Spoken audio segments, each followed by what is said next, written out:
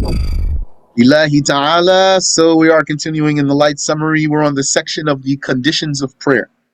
A condition is, I'm going to tell you now. Next time I'll ask you, you'll tell me, because I already told you before. A condition is a part of what is not a part of the deed, but is needed for the deed to be valid. These are conditions of prayer. There are conditions of purification, conditions for zakat, conditions for everything else, conditions for a sale, conditions for a marriage. A condition, shart, is what is not part of the deed, but it is needed for the deed to be valid. We covered number 1, identifying the time by confidence or knowledge. Number 2, facing the qibla by knowledge or confidence also. Based on proper rules too. Not a confidence that's not based on proper rules. Quick question. When I say not based on proper rules, like what? Like what you don't consider to determine the qibla. There's 2 things in particular you could tell me that I mentioned for you. What you don't consider for determining the qibla. 5, 4,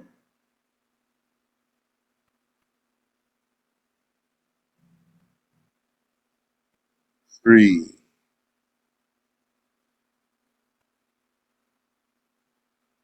2, 1. Don't consider the distance of Mecca from you. You don't say, how far away is Mecca? How far away is the Kaaba? So distance. And you don't consider the shape of the earth. You don't say, where is there a curve in the earth? What angle is that curve? What degree? What is the degree of the curve in the earth? Why? Because directions don't bend with curves. The direction's not going to change because there's a curve anywhere. And the directions are not stuck to the ground. So no matter what shape the earth is, if we suppose right now we're on a cube or on a cylinder or on, I don't know what shape you want to say. North is still going to be north, south still going to be south, etc. That wouldn't change. Actually, then the shape has no bearing on the direction. The directions are based on markers, signs that Allah created. The directions are not based on the shape of the earth. They are by signs that Allah created. He created a sun by which we can know east and west. He created a star by which we can know north and south. And He created other things by which we can know these directions. Also, by this sun, we can know time, and the moon too.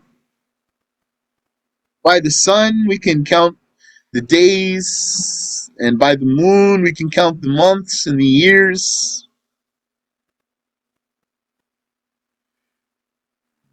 Facing the Qibla except for the voluntary prayer while traveling. And the author left out the case of red alert. 3, covering the nakedness. We talked about that. 4, purification from both states of religious impurity. Tell me in one answer, please. What are both states of religious impurity? What are both states of religious impurity? Major and minor. Major and minor. Thank you.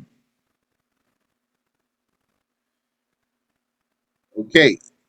Major impurity is lifted how? You said by ghusl. Correct.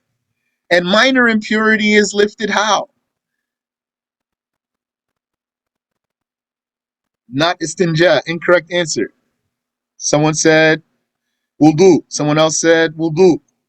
Or I knew this answer would be lacking. No, not tayammum. No. Uh, I expected you not to answer the full answer for that. Minor impurity is lifted how? Huh? Yes. What kind of ghusl?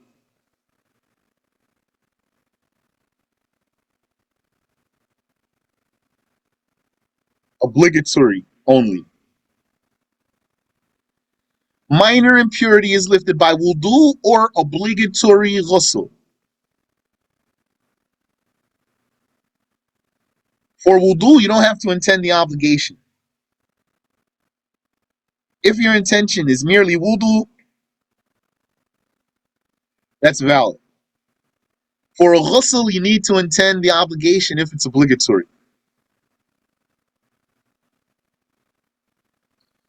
The difference is that wudu has particular form. Since it has a particular form, then it will for sure be a worship. It's so particular, wudu is so particular that it does need an intention, but it doesn't need for you to intend the obligation here. Ghusl, on the other hand, is not particular, meaning looks like any bath or shower, and doesn't have any particular order. So you need to observe all levels of intention in the ghusl, even the level of the obligation, to distinguish this ghusl from a normal bath. The wudu, you don't need to distinguish it from anything, so you were able to just intend wudu. Ghusl, you have to distinguish it from something else. So you have to intend uh, an obligatory ghusl. And why you have to intend an obligatory ghusl? Also to distinguish it from a sunnah ghusl. Even a sunnah wudu, though, is going to get you out of impurity.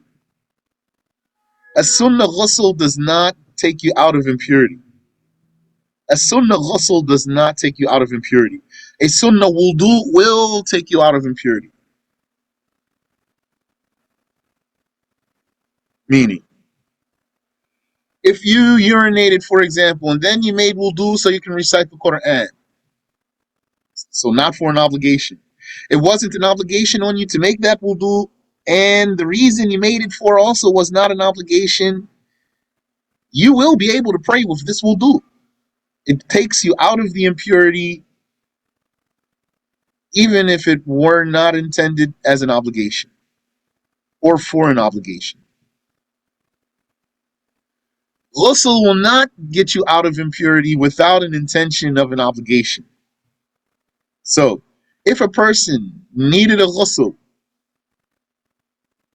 and it was Friday and he intended only the ghusl of Jumu'ah, he did not get out of his impurity.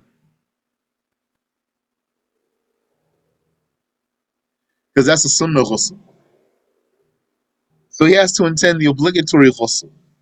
And in this case, he could have a dual intention and intend obligatory ghusl with the sunnah ghusl together. As for tayammum, it does not take you out of impurity. Tayammum, so here's a question for you. If tayammum does not take you out of impurity, then what does it do? If tayammum does not take you out of impurity, then what does it do? 5. Correct. It makes prayer permissible. So when you make an intention for tayammum, you have to have this intention: to permit prayer or to license the prayer. Gives you a license to pray. MashaAllah. Tayammum does not lift any impurity. And tayammum, as you know, replaces both wudu and ghusl. Meaning, a person has a minor impurity and he lacks water or can't use it. Makes tayammum. A person has a minor impurity and he lacks water or can't use it. And he makes tayammum. Either way, he's not out of his impurity though, but he can pray. And although he does not get out of his impurity, tayammum is still an act of purification. How is that accurate? How is tayammum an act of purification if it does not get a person out of his impurity? How is tayammum an act of purification if it does not get a person out of his impurity? 5,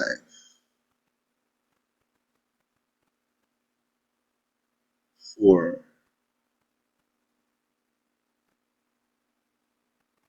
3, 2. You said because it replaces the act of original purification. Correct answer. May Allah answer your dua. Ameen.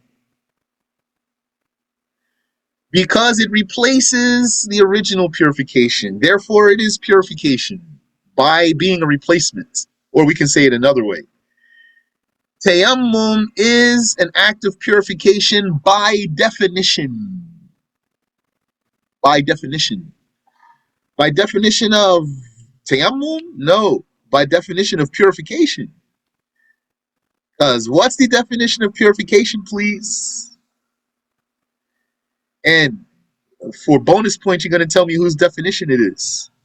What is the definition of purification? And for a bonus point, cite who gave the definition.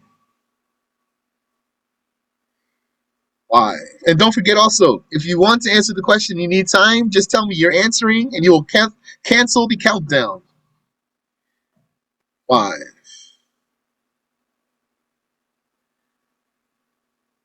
4,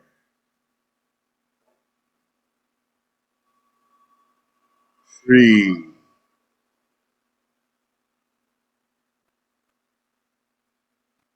2,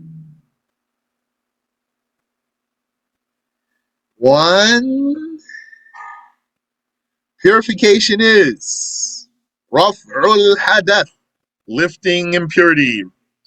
Wa izalatun najas, removing filth. Aw ma fi ma'nahuma, or what replaces those two. Aw ala suratihima, or what looks like them. That's it. Period. Lifting impurity, removing filth. What replaces those two or looks like them? That's the definition of Imam An-Nawawi, rahimahullah ta'ala. Maybe someone would have a question here. Well, who is An-Nawawi to give a definition? He's a scholar. Someone might say, even if he is, he's not the messenger of Allah.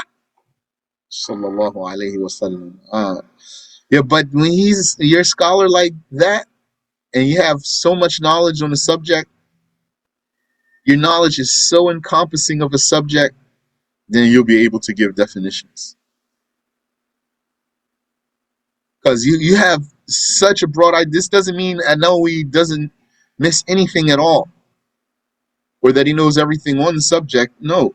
But his knowledge of the subject is so encompassing that he is able to quantify for us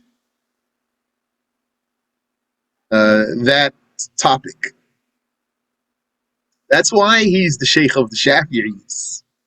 That's why someone like a Shaykh Abdullah will have studied the books of An-Nawawi also, and maybe would not even have reached his rank if he didn't study the books of An-Nawawi. Why does this keep popping out here? Purification from both states of religious impurity. Okay, so I think that's covered. So, like I told you before, this section, the conditions of prayer, it's an abstract. It's like a summary of things that have already been stated and talking about them in a broader sense. So when we go over number 4 here, purification from both states of religious impurity, this is not the place to talk about the integrals of wudu and the invalidators of wudu and the integrals of ghusl and the invalidators of ghusl, etc. No. This is the place to talk about something that's broad and encompassing between all of that. Knowing the time, that's not the place to talk about each prayer time one by one. Number 5, purification from filth on the body. Bismillah. Purification from filth on the clothing, body, and place. Yes. So this is purification from filth. That's still purification by definition. Raf'ul hadath, lifting impurity. When I say impurity, I mean religious impurity, or what our teachers coined as, and maybe others too, ritual impurity. Lifting impurity and removing filth. And when I speak about these cases here, I usually use the word lifting for impurity, not for filth. And I use the word removing for filth, not for impurity. So I wouldn't usually say removing impurity and lifting filth. I'll say lifting impurity because more direct translation. They say raf'ul hadath, lifting the impurity, raising the impurity. Wa izalatun najas, izala, removal of filth. But filth has another case other than removal. Filth has another case other than removal. What is the other case besides removal when it comes to filth? 5,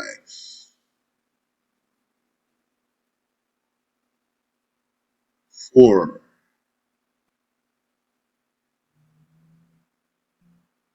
3,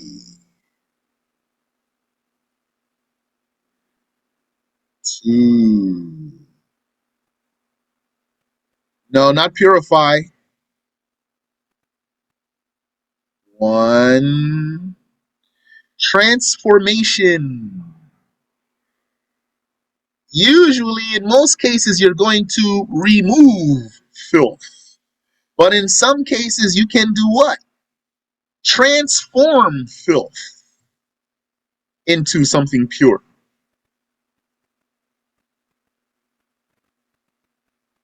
Now we're digressing. Number 5 is purification from filth on the clothing, body, and place.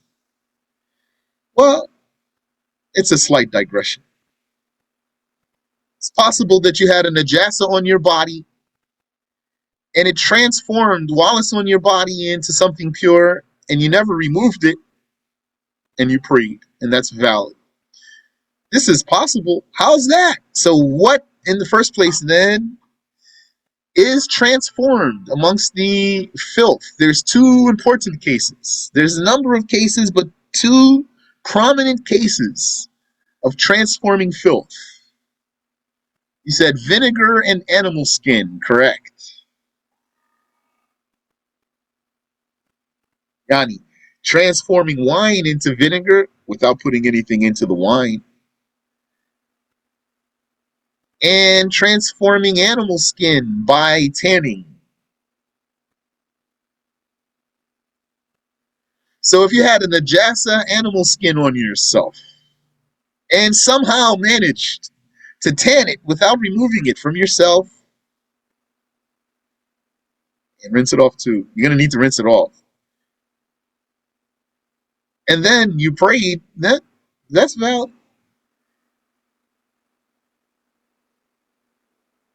Why you need to rinse it off? Because remember, the tanning process is that you're going to skin the animal. First of all, when the animal dies, if it dies without a religiously recognized killing, then it's going to be najasa. Except a fish and a locust. But I never heard of skinning a fish in this way.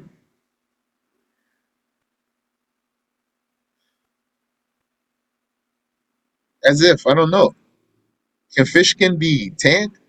Can you tan whale's skin, for example? Allahu Alam. That's interesting. Anyway,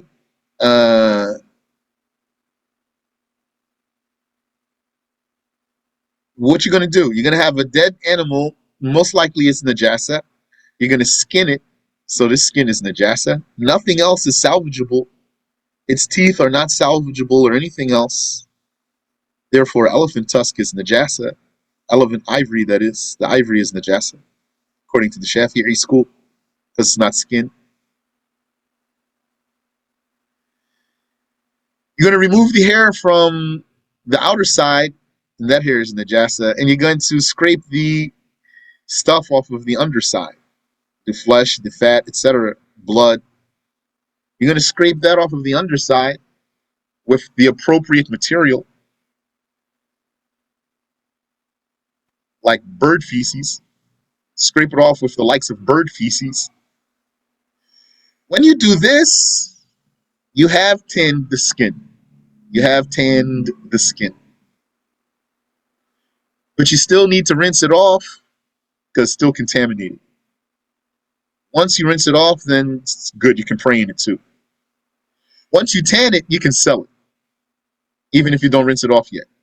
Once you rinse it off, you can pray in it or carrying it on your person. And also, don't forget, if you didn't already own that, no, let me not say that.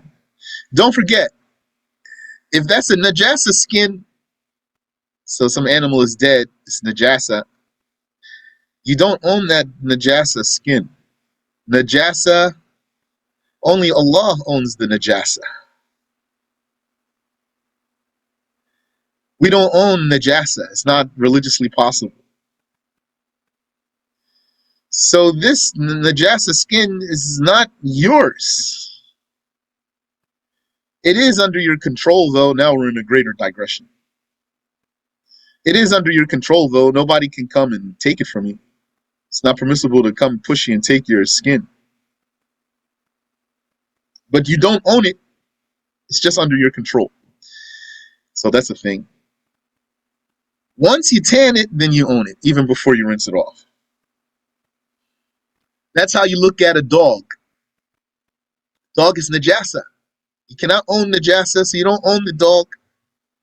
So that means if you did have a dog, someone can just come in your yard and take your dog, and too bad for you. No. It's still not permissible. You don't own it, but it's under your control, so someone still can't take it. All right, let's get back here to the purification. Purification from filth on the clothing, body, and place. So I said a lot of stuff there, and maybe I went around a little bit too much. Is there any question or any confusion about anything? So, purification from filth. Question. What kind of filth? Yani, what's the description of this filth? How do we qualify this filth here? Purification from filth on the clothing, body, and place.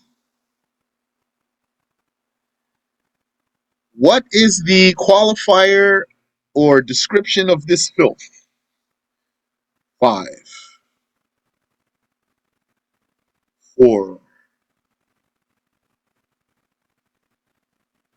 3. Unexcused, correct answer. Barakallahu fikum. May Allah answer 2 of your du'as more. Unexcused filth is what's intended here, because if it's excused filth, you don't have to remove it. The religion's so easy. Purification from filth on the clothing, body, and place. Now, when we say here the clothing and the body, that's really like one thing for a Shafi'i. The clothing and the body is like the same thing for a Shafi'i. Because the clothing moves with the body. Since the clothing moves with the body, then it's like the body for a Shafi'i. And therefore, whatever moves with your body has the same judgment, such as a backpack. That's why there's an additional statement in the summary of obligatory knowledge, or what one carries. All of that's the same thing for a Shafi'i. Your body itself, your clothing, and whatever you're carrying is all one thing. Therefore, if you are Muslim, you're an adventurer, Muslim adventurer, and you have your backpack out there somewhere in the wilderness, and on your backpack, there's a mattress too, rolled up.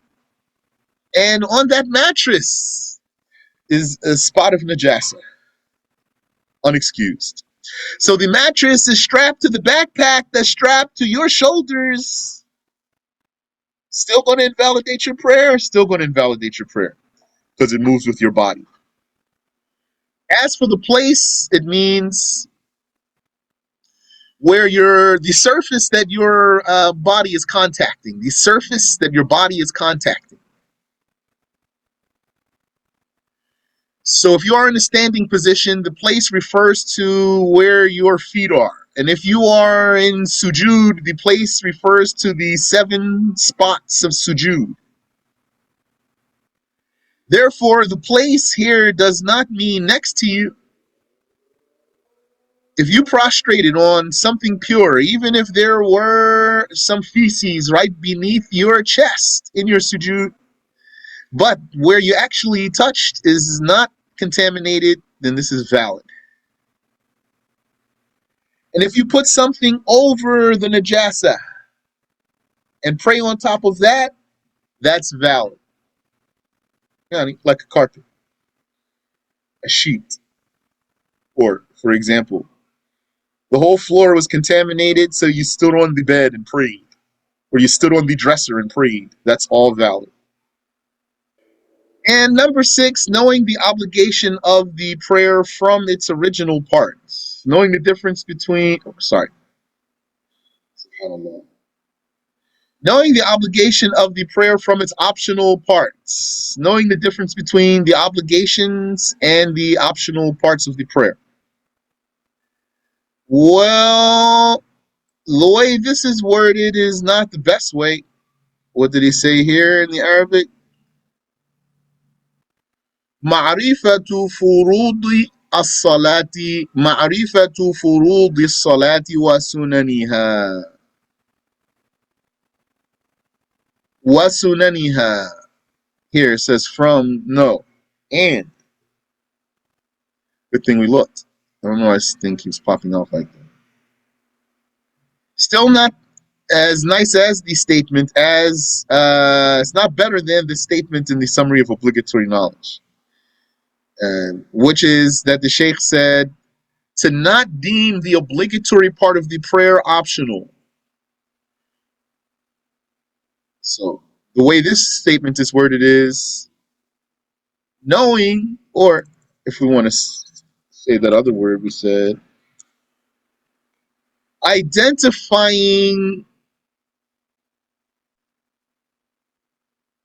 the obligations of the prayer and its optional parts. Obligations means integrals. So, okay. But what's intended here, the actual rule is the way the Shaykh stated it, which is a condition. The actual condition is not to deem any of its optional parts obligatory. So this is the benefit of learning more than one book. Although the Shaykh said to learn a book at least 3 times. review a book at least 3 times. And the benefit of learning another book, meaning in the same subject, is comparing their statements. This will enhance your comprehension. And also, it will show you the levels of the scholars when you compare their statements, and especially if you know what you're looking for. Wallahu alam. Now he's going to go and say something that we said already. I'll just say it now. He said, the nakedness of the man and the slave woman is what is between their navel and knees. We covered that when we did number 3. The nakedness of the free woman in the prayer and in front of marriageable men is all of her body except her face and hands. In front of her non-marriageable relatives, it is what is between her navel and knees. So I'm not sure why he came back to say this after he mentioned number 3. This is explanation of number 3, a brief one. Then he's going to talk about excused filth. We'll save that for next time, inshallah ta'ala. Any question?